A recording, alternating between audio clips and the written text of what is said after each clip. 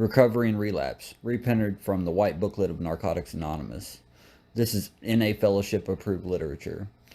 Many people think that recovery is simply a matter of not using drugs. They consider a relapse a sign of complete failure and long periods of abstinence as a sign of complete success.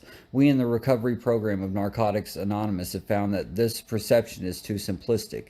After a member has had some involvement in our fellowship, a relapse may be the jarring experience that brings about a more rigorous application of this program. By the same token, we have observed some members who remain abstinent for long periods of time, whose dishonesty and self-deceit will prevent them from enjoying complete recovery and acceptance within society. Complete and continuous abstinence, however, in close association and identification with others and NA groups is still the best ground for growth. Although all addicts are basically the same in kind, we do, as individuals, differ in degrees of sickness and rate of recovery. There may be times when a relapse lays the groundwork for complete freedom.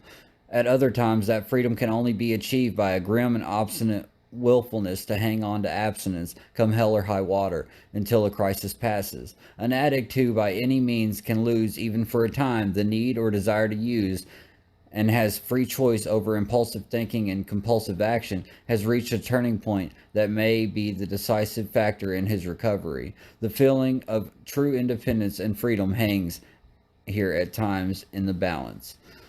To step out alone and run our own lives again draws us. Yet we seem to know that what we have has come from dependence on a power greater than ourselves, and from giving and receiving help from others in acts of empathy. Many times in our recovery, the old bugaboos will haunt us. Life may again become meaningless, monotonous, and boring. We may tire mentally in repeating our new ideas and tire physically in our new activities. Yet we know that if we fail to repeat them, we will surely take up our old practices. We suspect that if we do not use what we have, we will lose what we have. These times are often the periods of our greatest growth.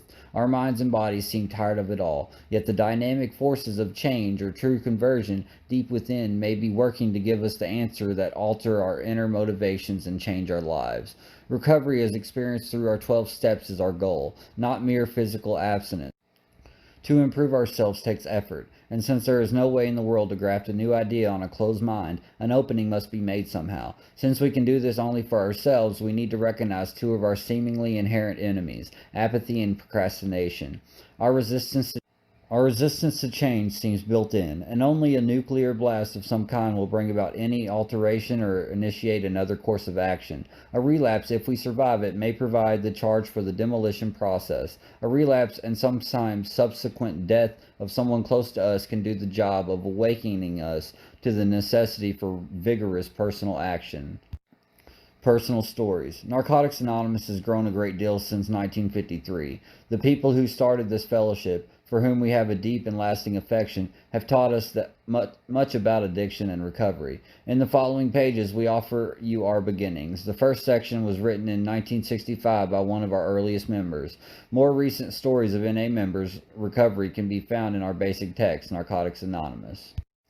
We do recover. Although politics makes strange bedfellows, as the old saying goes, addiction makes us one of a kind. Our personal stories may vary in individual pattern, but in the end, we all have the same thing in common. This common illness or disorder is addiction. We know well the two things that make up true addiction, obsession and compulsion. Obsession, that fixed idea that takes us back time and time again to our particular drug or some substitute to recapture the ease and comfort we once knew. Compulsion.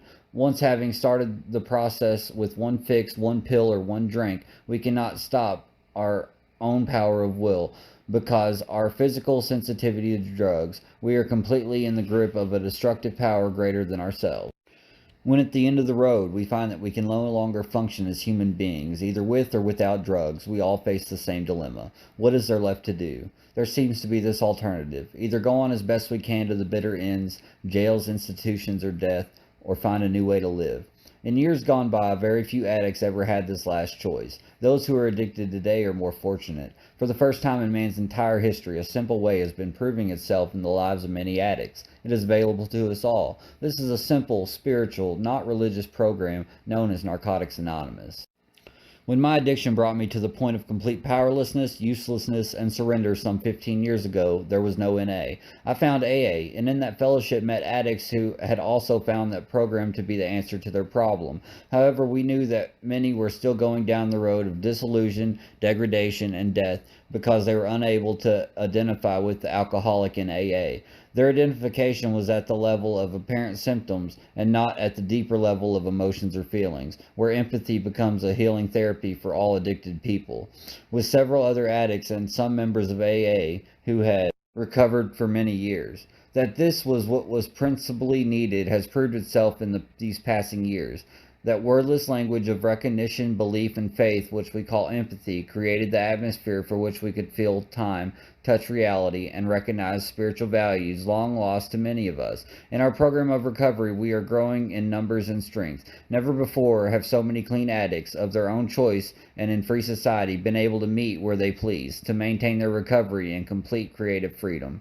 Even addicts said it could not be done the way we had it planned. We believed in openly scheduled meetings, no more hiding as other groups had tried. We believed this differed from all other methods tried before, and those who advocated long withdrawal from society. We felt that the sooner the addict could face his problem in everyday living, just that much faster would he become a real productive citizen.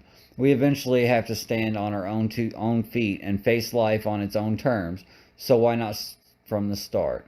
Because of this, of course, many relapsed, and many were lost completely. However, many stayed, and some came back after their setback. The brighter part is the fact that of those who are now our members, many have long terms of complete abstinence and are better able to help the newcomer. Their attitude based on the spiritual values of our steps and traditions is the dynamic force that is bringing increase and unity to our program. Now we know that the time has come when the old lie, once an addict, always an addict, will no longer be tolerated, either by society or the addict himself. We do recover.